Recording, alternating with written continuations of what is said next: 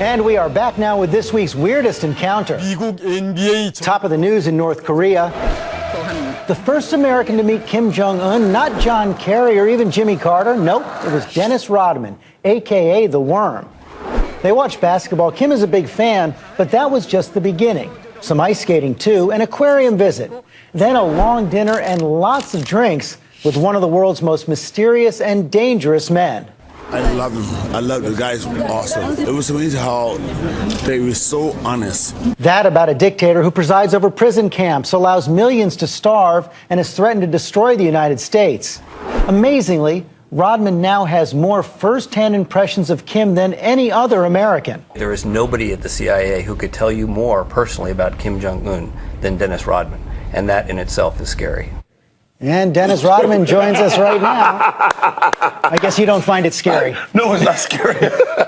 It's amazing, man. Wow, man. You know what? It was such a great experience. Me and my, I call him my son, Elkin King. We went there, man, and it wasn't supposed to be like that. It was supposed to be like, just meet the guy and just have a good time. And it turned into such an event. And I have to ask you first, when you said you love Kim and think he's awesome, were you aware of his threats to destroy the United States and his regime's horrendous record on human rights? But one thing about that, you know what? I didn't look at all that right there. I understand what he's doing. I don't condone that. I hate the fact that he's doing that. But the fact of it is that, you know what? As a human being, though, he let his guards down. He did one thing to me, been a friend. I didn't talk about that. I understand that. I understand that. Do you think you have a responsibility to ask him about it so that you don't be perceived as sort of propping up his regime, his cult of personality? Well, I think when you grow up in an environment, especially when your grandpa and your father, you know, one thing, the kid's only 28 years old. You called them great leaders. Do you really believe that? No, what I saw in that country, and I saw how people respect him and his family. That's what I mean about that. Aren't great they leaders forced there. to? Huh? Aren't they forced to? Well, I say no, because I think he's going to change something, because he says a different view. Because I sat with him for 2 days, and the one thing he asked me to give Obama something to say and do one thing. He wants Obama to do one thing: call him. He wants a call from President Obama? That's right. He told me that. He said, if you can, Dennis, I don't want to do war.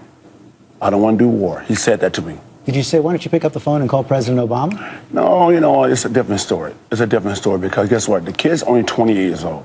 28. He's not his dad, not his grandpa. He's 28 years old. So you think he's different. What did he tell you about America, and what did you learn about him? Guess what? The one thing I said to him, I said, we talked about, if you see the clips or whatever, he loves basketball. And I said the same thing. I said, Obama loves basketball. Let's start there. Let's start there. If you see the quotes in the papers, he says that. He says that about sports. Both of you guys love basketball so much. So that's one tiny bit of common ground. Did you get any sense from him that he was looking to change the relationship with the United States? Well, one thing about him, one thing I noticed about him, he's very humble. He's very humble, man. As a kid, he's very humble. He's very strong as a man. He's very strong, but guess what? He don't want war. That's one thing he don't want. He said in the past that he would destroy the United States. Well, I just think that's coming from his father. I think as a young man, he don't want anything. What else does he know about the United States and President Obama, from what you could tell? Well, I can tell about him. He does one thing. He loves power. He loves control, because of his, dad and stuff like that. But he's a great guy. He's just a great guy. If you sit down and talk to him, perception is perceiving how things A great work. guy who puts 200,000 people in prison camps? Well, and guess what? It's amazing how we do the same thing here. We have prison camps here in the United We States? don't have prison camp. Guess what? This is all politics, right? This is all politics, right? And the one thing, he don't want to do that. He don't want to do that. But you know what, dude? It's more like it. I'm not like a diplomat. I don't want to do that. But it sounds like you're apologizing for him. No, I'm not apologizing for him. I think the fact that, he's a good guy to me. Guess what? He's my friend. Guess what? I don't condone what he does, but as far as a person to person, he's my friend. But as far as what he does, but he deal with it. Someone who hypothetically is a murderer, who's your friend, is still a murderer. Well, you know what, dude, seriously, you know what, guess what? Guess what? What I did was history. Was history, and guess what? It's just like we do over here in America, right? It's amazing that we have presidents over here do the same thing, right?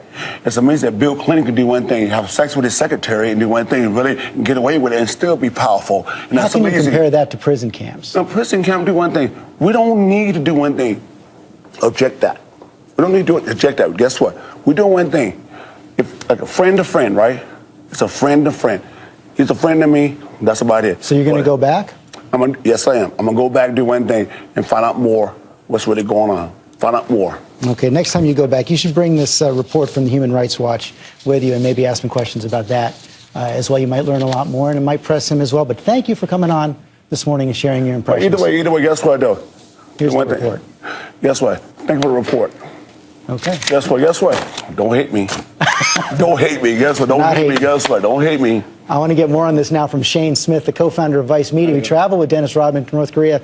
So, Shane, I mean, I know you had some hope for basketball diplomacy. You've been to North Korea before. Are you concerned at all that this trip may end up propping up Kim Jong-un and giving him a propaganda coup? I don't think so. I mean, it's definitely not going to do that for the rest of the world. People know what's going on, and they know our position. Just to be clear, I didn't go with Dennis on this trip. I've been twice before. I'm not allowed to go anymore. I've made three documentaries on North Korea, and that's why I'm not allowed to go. What happens within North Korea, they can say whatever they want on their state television. Anyway, they're going to say whatever they want, and they've done so in the past. I don't think it's a propaganda coup internationally. I think it's a crazy story.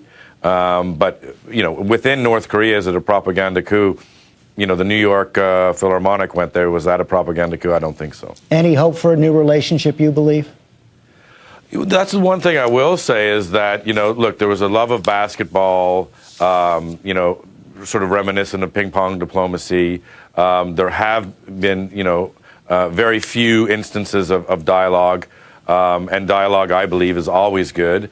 And obviously, if Kim Jong-un is interested in America, if he's interested in basketball, if he made sort of allusions to the fact that he wished that there was closer relations between the two countries, I think that's a good thing. Even if it's political grandstanding, at least that could be the beginning of a dialogue that hasn't worked well in the past between America and North Korea. Shane Smith, Dennis Rodman, thank you both very much.